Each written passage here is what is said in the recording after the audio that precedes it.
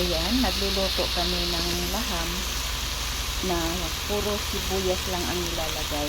Ini-blend yung sibuyas at saka pinirito ng ginisa siya ng butter, tapos mga spices at saka nilagay yung karne. Kaya hintayin natin yan na lumambot.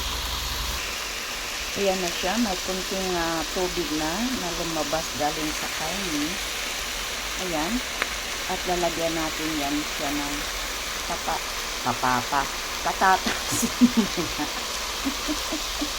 Itong walang kain, hindi mo na mabigas-bigas ang mga gusto mong sabihin. Ayan. Ayan, nakikita na ninyo may tubig-tubig na.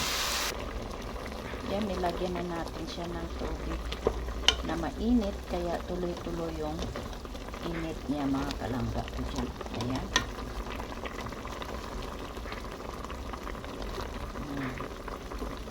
Tapos, yung asawa ko ay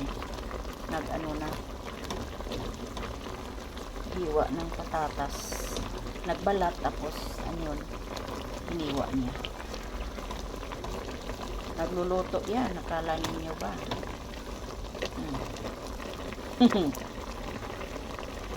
Kapag kain lang din nila. Ayan, konti na yung sabaw. Pero kailangan natin dagdagan kasi hindi pa gaanong malambot.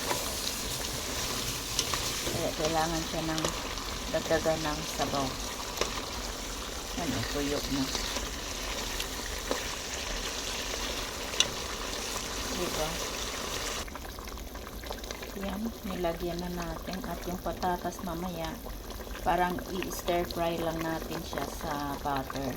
Saka natin ilalagay dito. Ayan na siya.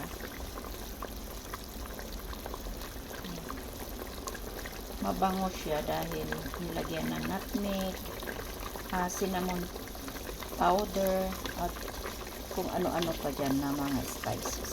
Kaya mabango siya. Ayan, ipituhin lang ng patata para ilalagay doon sa karne natin. At ito na yung karne. Ready na siya para sa patata ilalagay. Ayan na siya.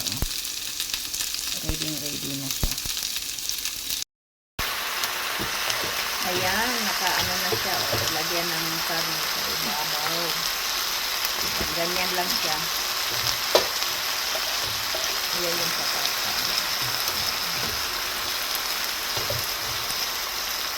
Oh my God.